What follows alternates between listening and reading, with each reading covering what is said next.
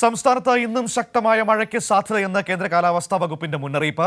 9 ജില്ലകളിൽ yellow alert പ്രഖ്യാപിച്ചിട്ടുണ്ട്. എറണാകുളം മുതൽ കാസർഗോഡ് വരെയുള്ള ജില്ലകളിലാണ് ശക്തമായ മഴ എന്ന് പറഞ്ഞിരിക്കുന്നത്. കനത്ത മഴ തുടരുന്ന സാഹചര്യത്തിൽ എല്ലാ ജില്ലകളിലും അതീവ ജാഗ്രത വേണമെന്ന് സംസ്ഥാന ദുരന്ത നിവാരണ അതോറിറ്റി അറിയിക്കുകയും ചെയ്തിട്ടുണ്ട്.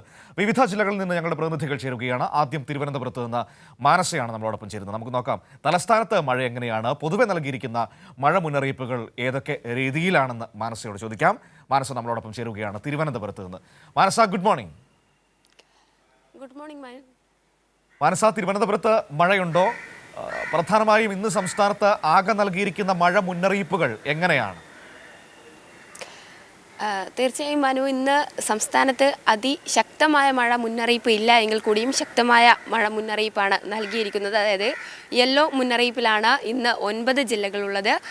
തിരുവനന്തപുരം മുതൽ എറണാകുളം വരെയുള്ള കോട്ടയം വരെയുള്ള ജില്ലകളിൽ മഴ മുന്നറിയിപ്പില്ല എങ്കിൽ കൂടിയും നേരിയ രീതിയിലുള്ള മഴ ലഭിക്കുകയാണ്. മഴ നന്നേ മാറി നിൽക്കുന്നു എന്ന് തന്നെ പറയേണ്ടി വരും. കഴിഞ്ഞ ദിവസങ്ങളിലും ഇത്തരത്തിൽ അതിശക്തമായ മഴ മുന്നറിയിപ്പ് ഉണ്ടായിരുന്നു. അതുകൊണ്ട് തന്നെ നല്ല രീതിയിൽ മഴ ചില ജില്ലകളിൽ, അതായത് വടക്കൻ മേഖലകളിൽ നല്ല രീതിയിലുള്ള മഴ ലഭിച്ചിരുന്നു. കണ്ണൂർ, കാസർഗോഡ്, കോഴിക്കോട്, വയനാട് ജില്ലകളിലാണ് അതിശക്തമായ രീതിയിൽ മഴ ലഭിക്കുന്നത്.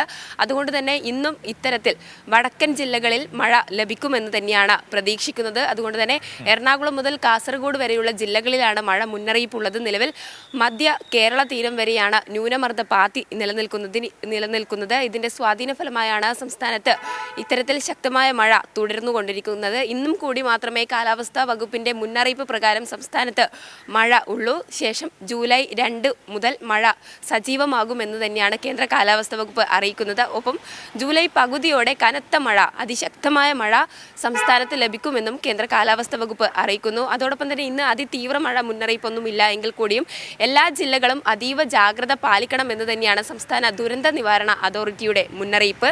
ജില്ലാ ഭരണകൂടത്തിനും നിർദ്ദേശം നൽകിയിട്ടുണ്ട്.